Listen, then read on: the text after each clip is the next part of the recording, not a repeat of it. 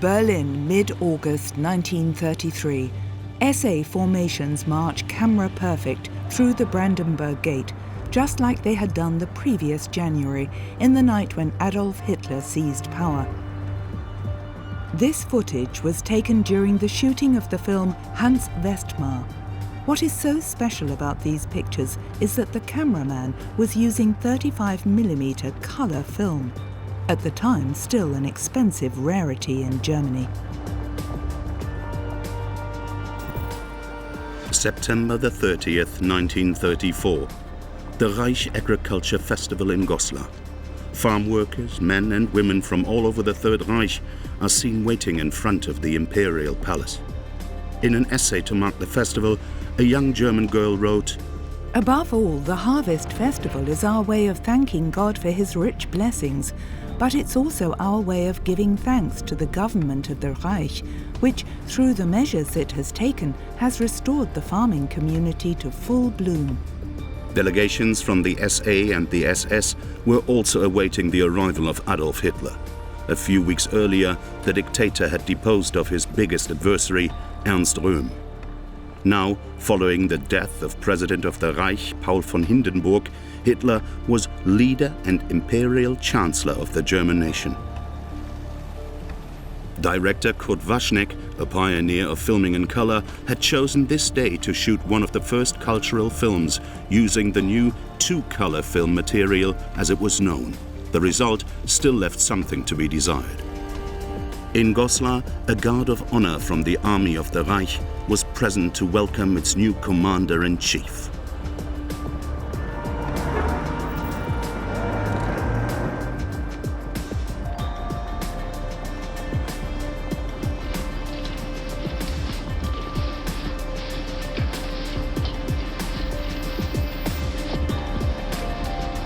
On the Buckerburg near Hamel, a stand had been built for a ceremonial rally.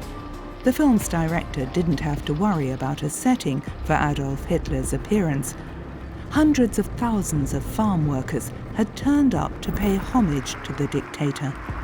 Kurt Waschneck had deployed 2 camera teams equipped with color film.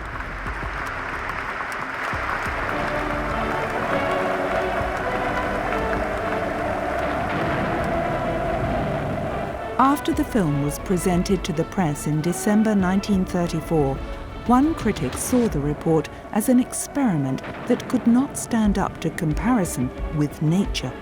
But another critic praised the outstanding color footage, especially the shots of the traditional costumes.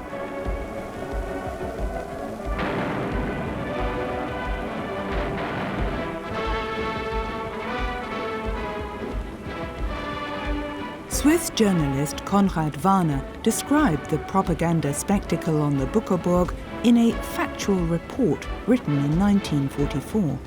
As they awaited the arrival of Hitler and his retinue, people were filled with excitement and anticipation. Then, as a convoy of cars approached on the plain below, thousands upon thousands of voices shouted out, "Heil!" The sound hurtling down the slope like a hurricane towards the man who knew how to hold the German nation in thrall. Hitler could only make slow progress through the crowd. He was flanked on both sides by countrywomen in their pretty traditional costumes, who were pushing forward to see him, clutch his hand, and look into his blue eyes. The enthusiasm of thousands of people constantly shouting Heil stirred each individual into a frenzy, which increased the impact of this man's personality even more.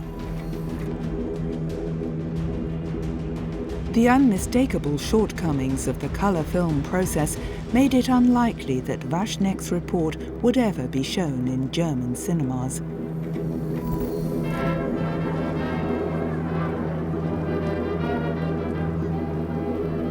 In summer 1937, the first 16mm color film produced by Agfa appeared on the market in Germany. Despite its high price, many amateur film enthusiasts were prepared to dig deep into their pockets to use it. Members of the Institute for Folklore in Halle also filmed with the new material. In 1938, racial researchers in Friederburg and der Saale documented a community festival for their archive. The Germans had settled in comfortably under the swastika. The overwhelming majority of the population were devoted to the Führer.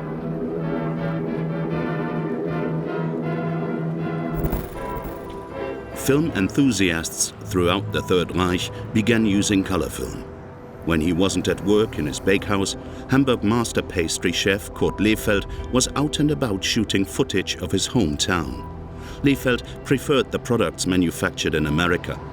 In 1935, the Kodak company developed color film, which it also marketed in Germany.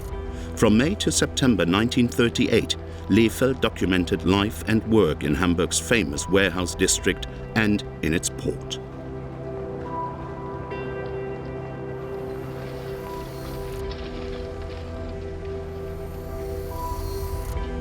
Lehfeldt's camera also captured the Kai-Speicher A warehouse building. Visible from afar, its tower was a landmark.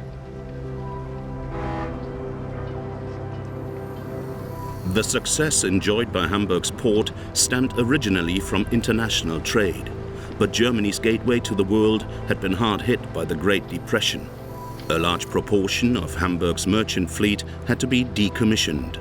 In its dockyards, workers were laid off on a huge scale.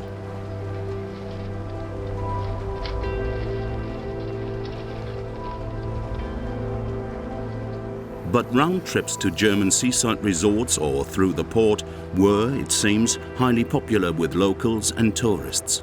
From the landing stages and the old Elbe tunnel, ships headed down the River Elbe.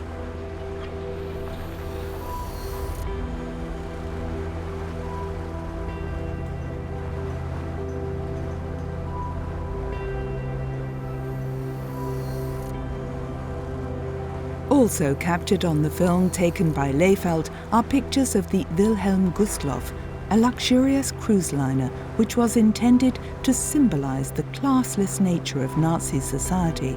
Strength Through Joy was not an organization for Nazi bigwigs, but the party expected anyone who was allowed to sail to Norway for a week to behave appropriately. Through work procurement measures financed with credit and through contracts awarded by the Senate, the Nazis had succeeded in reducing unemployment. Thanks mainly to increasing rearmament contracts from the German Navy, the situation was also gradually improving in the port. By 1936, Hamburg's 6 major dockyards were again providing nearly 20,000 jobs. Lehfeldt's film recordings are rare documents of a bygone age, when 1,300 mobile electric cranes and hundreds of stevedores unloaded goods from all over the world.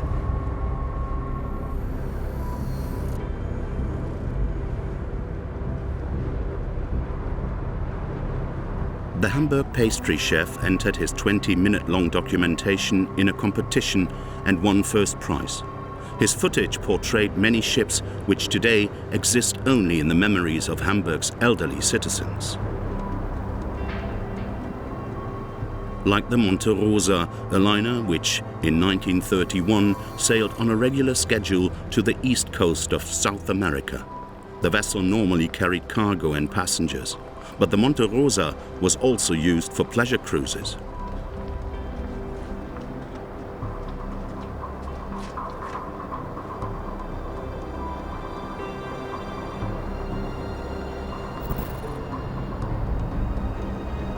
One of the first film enthusiasts who could afford the new 16mm color material was Hitler's chief pilot, Hans Bauer. In Berlin on September the 27th, 1937, Bauer filmed the state visit of Italy's fascist leader, Benito Mussolini. In front of the Technical University, the Führer gave the Duce and his entourage a demonstration of Prussian traditions and showed his guests the results of German rearmament. Hans Bauer was allowed to film the spectacle from one of the rear rows on the VIP stand. After the demise of the Third Reich, these unique documents of Hitler's immediate environment were regarded as lost. It wasn't until 1988 that they were rediscovered in the estate of a former US soldier from Tennessee. As head of a translation unit of the American Secret Service in Munich, in 1945, Herbert Sankt Goar learned where Agfa colour film footage taken by Hitler's pilot had been secretly buried. He secured it and took it back with him to Chattanooga. Displaying weaponry of all kinds, the parade lasted 3 hours.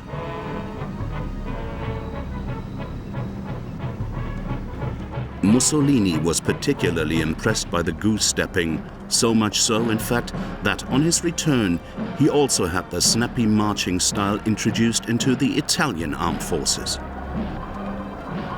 Hitler saw the pompous parade as the expression of his enhanced sense of self-esteem. We are somebody once again. We have demolished the Treaty of Versailles. We have the same arms as our adversaries. Perhaps ours are even better. That autumn in 1937, it wasn't only at home that the Third Reich demonstrated its regained strength. At the World Exhibition in Paris, the Germans were allocated a site right next to the Eiffel Tower for their huge pavilion.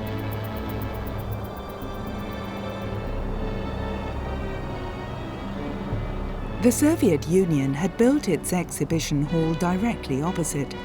In terms of monumentality, the communist dictatorship was certainly on a par with Germany.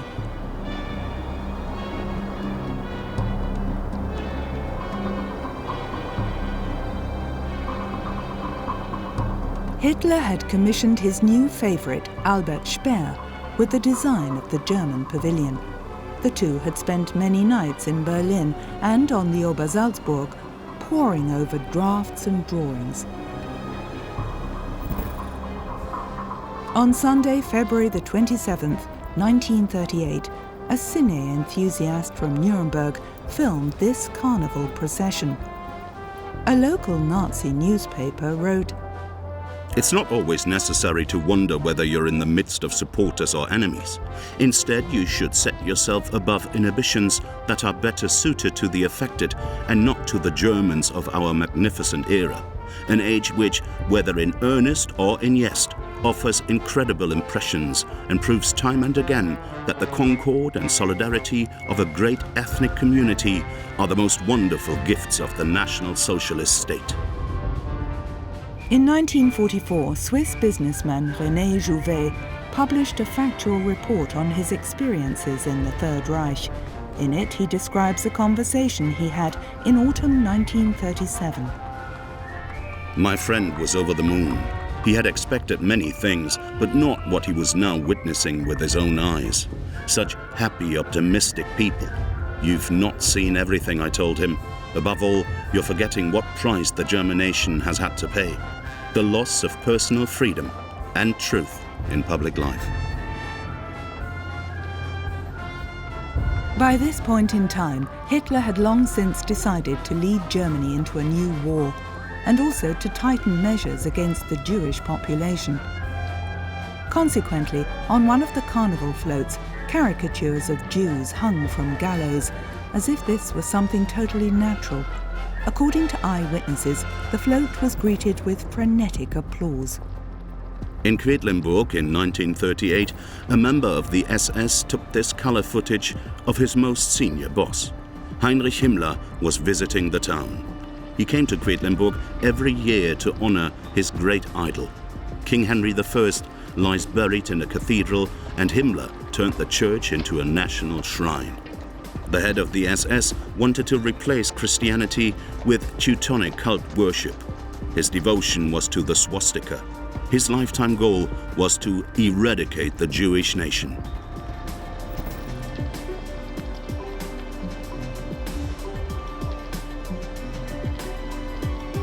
In early May 1938, Hitler's chief pilot, Hans Bauer, accompanied the Führer on a state visit to Italy. He documented his impressions of the trip in a short film, which he entitled Beautiful Italy. 6 months later, the censor approved it for public showing in the Third Reich.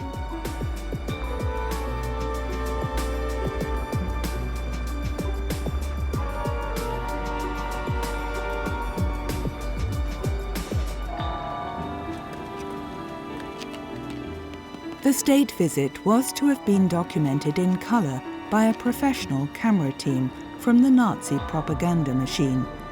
But problems with the optical filters made its footage unusable. As a result, Hans Bauer was able to earn money with his amateur film.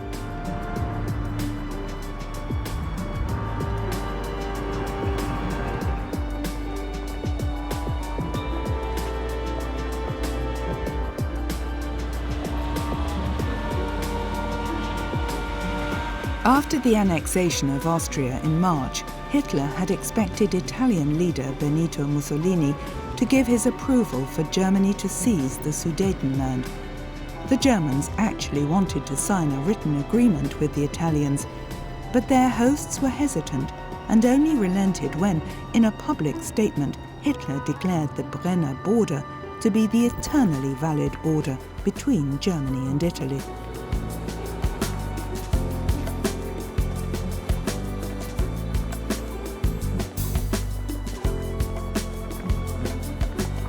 The official host was King Vittorio Emanuele III, and the monarch knew how to ease Mussolini into the background. Hitler was repulsed by the obsequiousness of court ceremony, and he let the king feel it.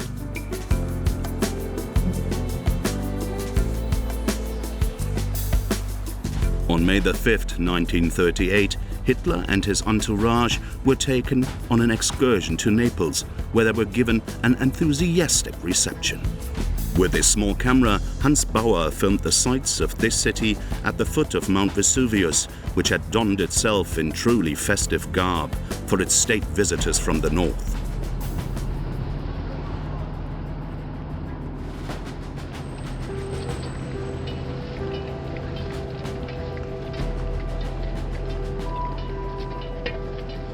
After a few days, Hitler felt fairly irritated by the little king, who knew how to take center stage. Mussolini had no alternative but to put on a brave face.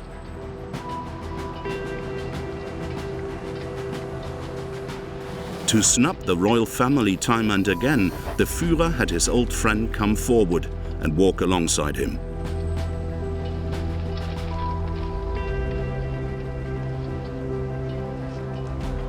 On May 8, 1938, Hitler's hosts organized a maneuver by the Italian Air Force north of Rome. It was a case of staged saber rattling. In the Rome-Berlin axis, the Duce had long since been relegated to the role of junior partner. Mussolini actually feared that Hitler might start a military conflict with Czechoslovakia. Later, Hans Bauer remembered that the German guests were impressed by the strength of the Italian forces. But Mussolini had secretly decided not to become involved in a war in Europe.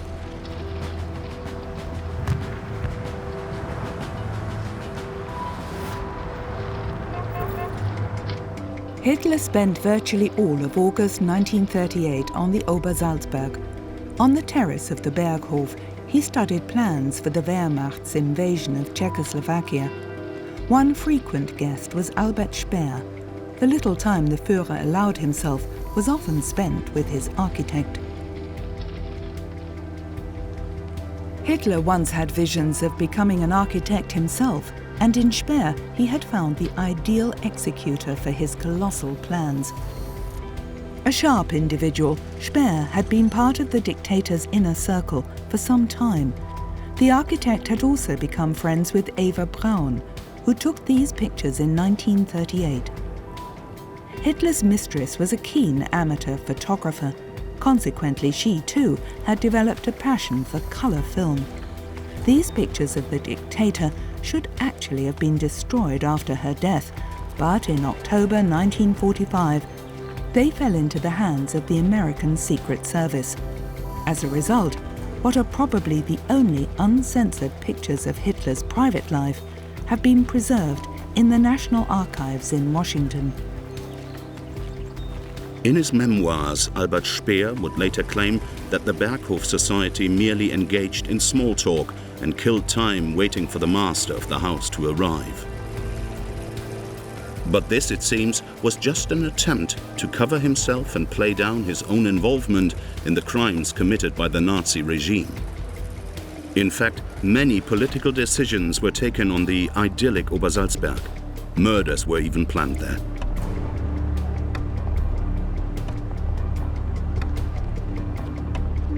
At this time, peace in Europe was hanging by a thread. Hitler wanted war, but the major powers of Britain and France were not yet prepared to engage in hostilities. So, with Mussolini's help and far-reaching concessions, in Munich they forced the dictator to the negotiating table.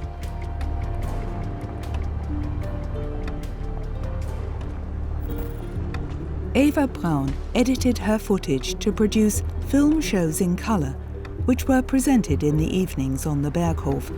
When Hitler was not staying on the Obersalzberg, his mistress liked to make trips to Bavaria's lakes.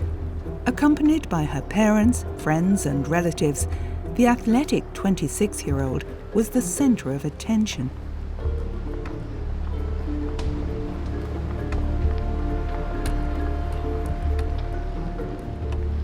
Eva's sister Gretel also liked to film and take photographs. Sophie Stork, a good friend, who was also an artist, drew the film links.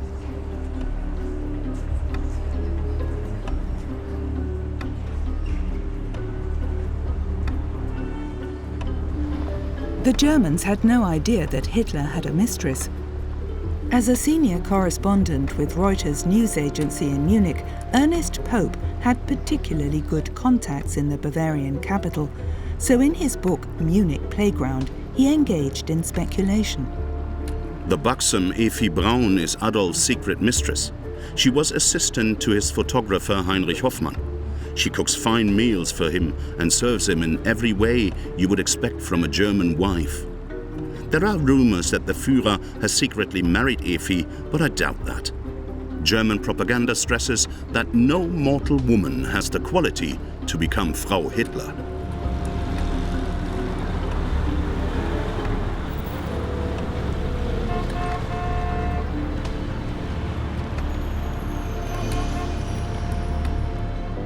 Even though the films made by Eva Braun, chief pilot Hans Bauer, and the folklorist from Halle don't always document the decisive stations of the Third Reich, they do provide eloquent testimony to the nature of the National Socialist dictatorship. And it is only through colour that the flower-clad swastikas at this children's festival in Thuringia have such an oppressive impact.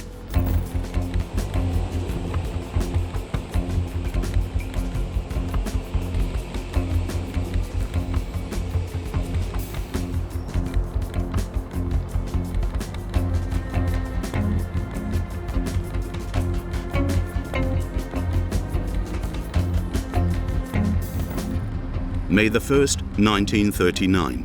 Berlin was festively decorated for Labor Day. Only 6 years had passed since the Nazis declared May the 1st a national holiday.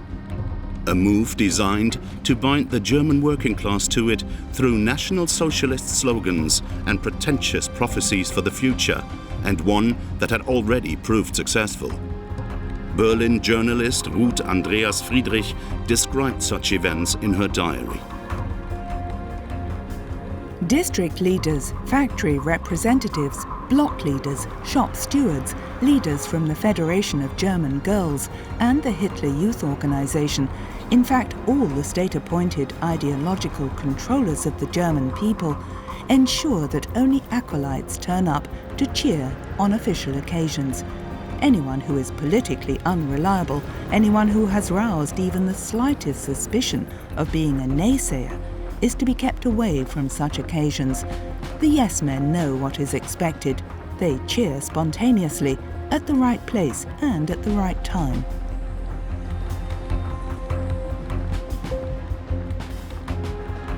March of the Golden Standards is the title of a colour film which an unknown cine enthusiast took on this particular day. He was part of a delegation from the Siebel Aircraft Works, a Nazi model plant which the day before had been honoured by Hitler himself and was allowed to provide one of the 200 flag bearers. In his speech, the Führer adopted a pacific tone and castigated an alleged international clique of Jewish warmongers. But in actual fact, 4 weeks previously, he had ordered his military leaders to prepare the invasion of neighboring Poland. The rearmament of Nazi Germany was taking place at full speed. Consequently, on this May the 1st, it was mainly arms factories who participated in this parade of the golden standards.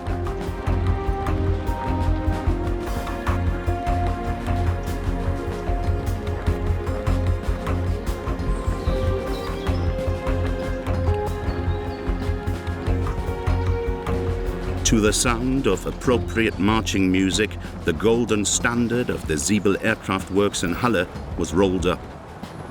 This was the last May holiday to be celebrated in such grandiose style in the Third Reich. Because the outbreak of the Second World War was only a few weeks away. In Berlin in the summer of 1939, there appeared to be little enthusiasm for a renewed call to arms. Memories of the Great War of 1914 to 1918 were too traumatic. This is how an American reporter described the mood. Everyone is against war. How can a country start a decisive war with a people so tired of war?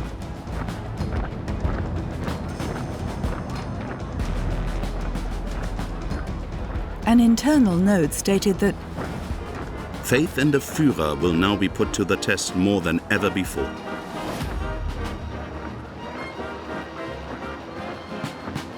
And a German journalist noted that the observer cannot help thinking that people are deliberately indulging in unrestrained enjoyment.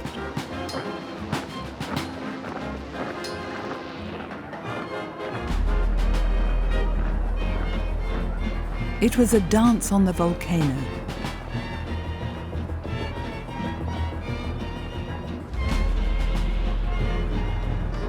The recently completed Reich Chancellery was deserted. Albert Speer had adapted the huge building entirely to the Führer's wishes, but Hitler preferred to forge his plans for conquering Poland on the Obersalzberg, far away from the capital of the Reich. Only occasionally did he show himself to his people.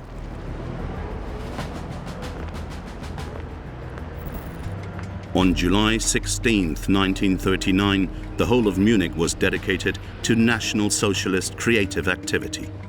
Hitler wanted the Day of German Art to be celebrated as a true festival of peace. The members of an amateur film club had been positioned at various points in the city to document all important events. The first item on the program for the morning was the laying of a wreath at the grave of architect Ludwig Trost. Local branches of the Association of German Amateur Filmmakers were commissioned more and more often by party officers to document major events on 16mm color film because there was still no satisfactory process for professional cinema productions. On this particular day, the members of the Munich branch of the association had been provided with passes and armbands which allowed them access to all prime filming locations. On the afternoon of July the 16th, anybody who was anybody in the Third Reich took their seat in the VIP stand to marvel at a 3-hour procession of live images from 2,000 years of German culture.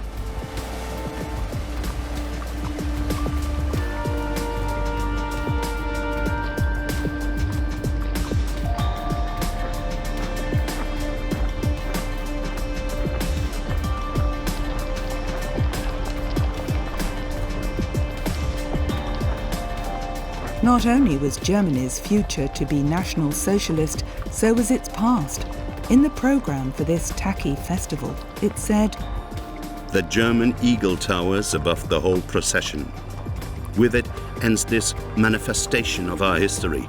At the same time, it gazes into the eternal future, keenly and calmly, with pride and assured of victory, announcing the greatness of our era and our willingness to act. It is the herald of our doing and our plans." American reporter Ernest Pope commented, "The Nazi procession is the admission of the Führer's restless plans for conquest."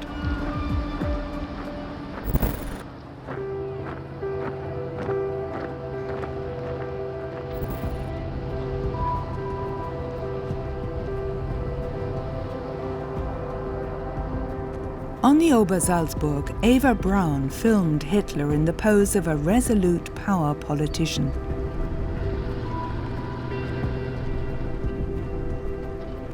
Hitler clearly displayed his willingness for war, while at the same time keeping open the possibility of a peaceful solution by receiving diplomats from all over the world.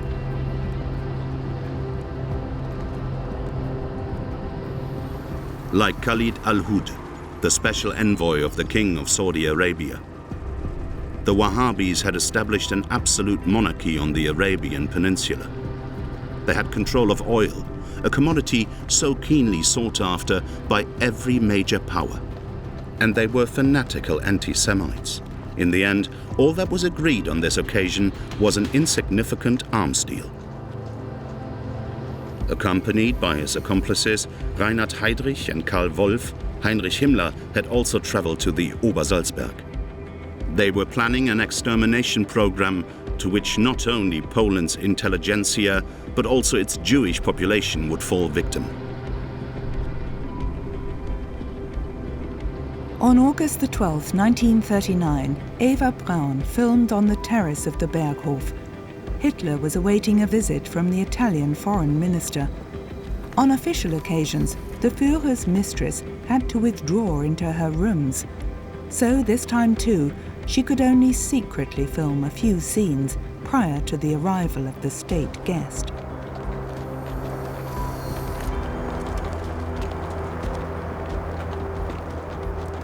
Count Ciano wanted to win over his ally for a new international conference, but the Führer was determined to defeat Poland militarily. Ciano's efforts were fruitless. This is how he described his meeting with Hitler. He has decided to attack, and he will attack.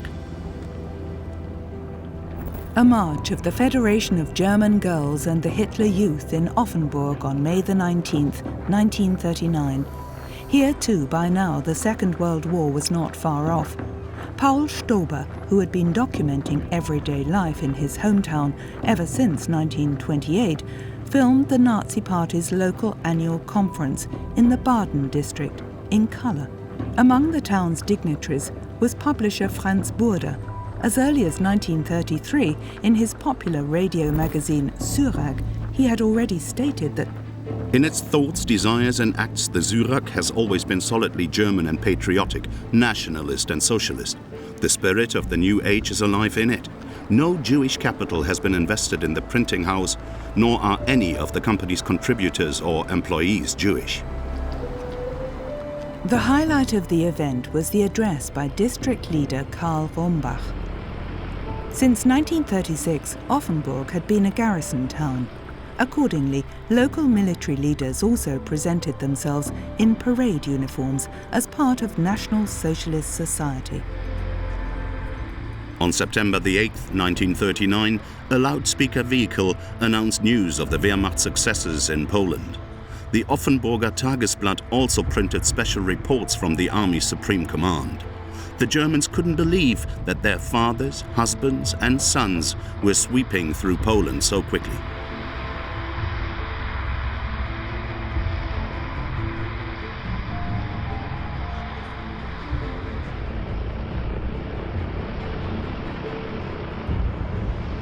Every day, maps were hastily put up to show the latest conquests. On this particular day, September the 8th, German tank units had reached the suburbs of Warsaw. Hitler's first blitzkrieg ended on October the 6th with the capitulation of Poland.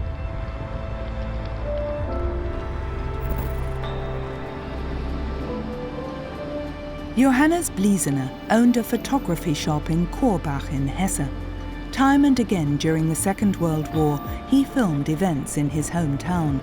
Later he edited them to produce Korbach in the War, a film which shows rare footage of life in a small town during the Third Reich. On March the 22nd, 1940, the National Socialist Public Welfare Organization in Korbach invited people to come for pea and bacon soup on Adolf Hitler Square. With food rationing in place, such occasions ensured that the poorer levels of society also got to enjoy a cheap, hot meal. Paramount, however, was the Nazi leadership's intention to promote communal solidarity along the lines of socialism in practice.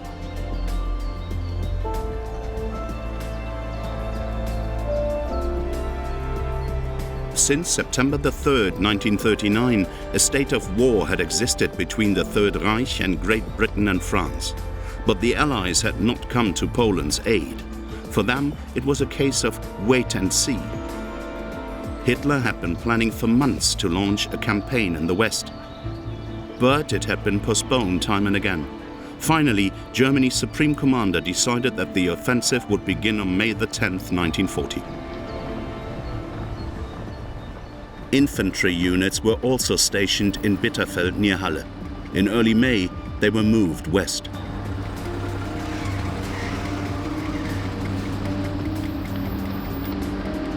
They were to invade the neutral countries of Belgium, Luxembourg and the Netherlands, while German tank units headed through the Ardennes towards France.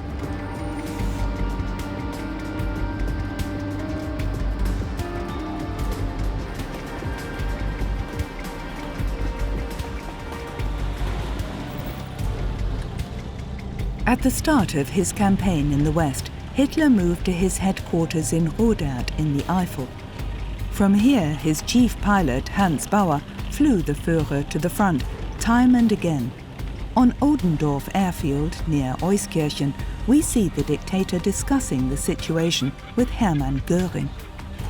In less than 6 weeks, Hitler had achieved what German armies had failed to achieve in 4 years in the Great War.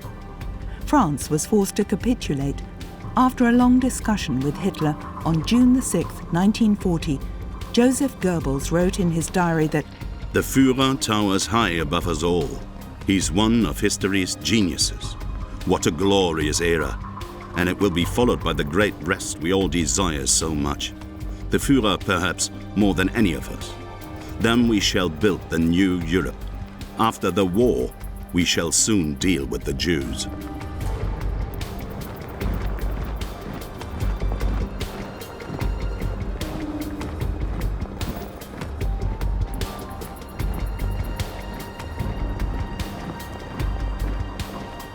Near the town of Cambrai in northern France, Hans Bauer filmed the wreckage of a French Air Force unit.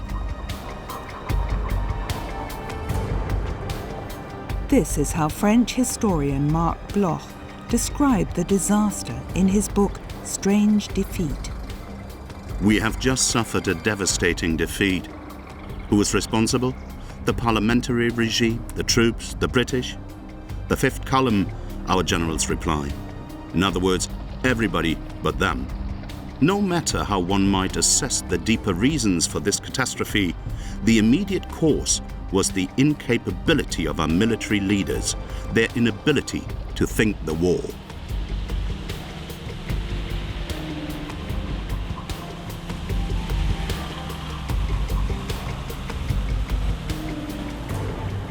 On June 2nd, 1940, the leadership of the German Luftwaffe was waiting at Neergnies airfield for the arrival of the Führer. Filmed by Hans Bauer, the Air Force generals were in jovial and victorious mood, although their contribution to the military success had been modest.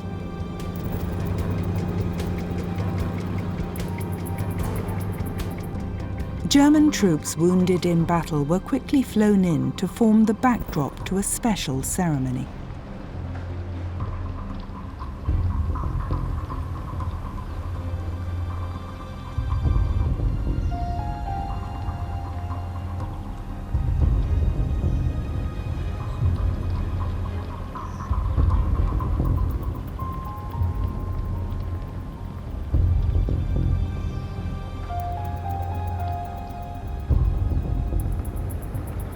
Adolf Hitler arrives in his Mercedes limousine.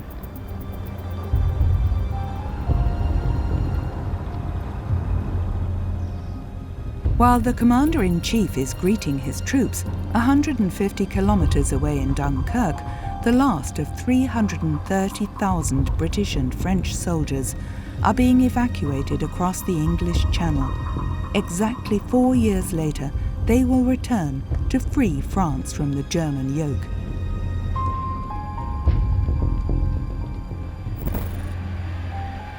Wherever Hitler appears with his entourage, he is given a frenetic reception.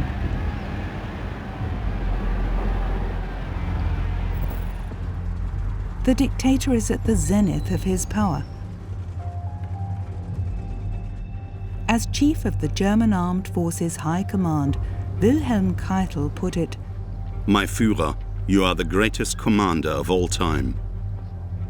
Comments like that earned Keitel the reputation of being the Führer's lackey. In his memoirs, Chief Pilot Hans Bauer commented on Hitler's visits to the troops in France.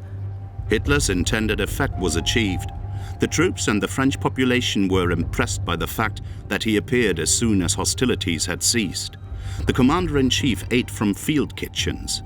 The only special requirement was for any canned meat to be removed, since the Führer always avoided meat.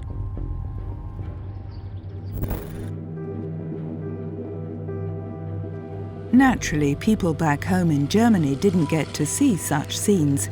Even the camera teams of the weekly newsreel rarely had the chance to observe Hitler like this.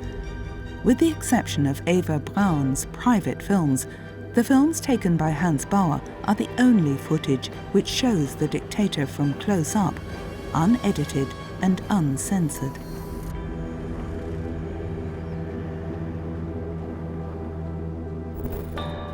On June the 13th, the French government declared Paris to be an open city. A day later, the German army marched into the capital. One soldier, Arnold Binder, wrote in his diary, "Paris has been declared an open city. We have occupied it without a fight. The heart of France is in our hands."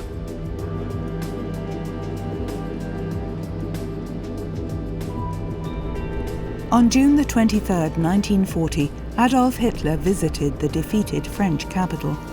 Chief pilot Hans Bauer had flown the dictator to Le Bourget at 5 a.m. and was allowed to accompany him on a tour of the city.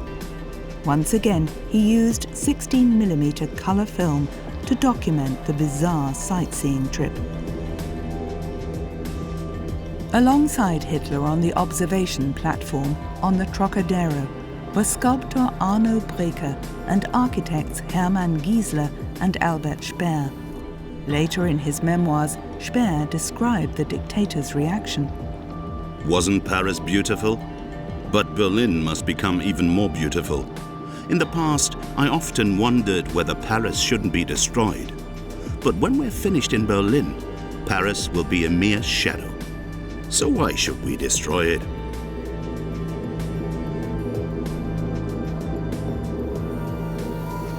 Hitler had purportedly come to Paris as an educational tourist who was very keen on culture. But in reality, the visit was his personal triumph as a commander. In Les Invalides, he spent a long time next to the tomb of Napoleon, past and present dreams of world dominance.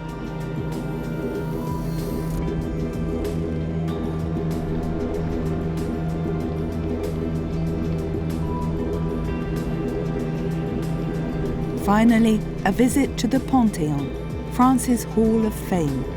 The dictator's lifelong dream had been fulfilled, at least for the time being. 5 years later, the French would celebrate victory by dancing in the streets, and Berlin would lie in ruins.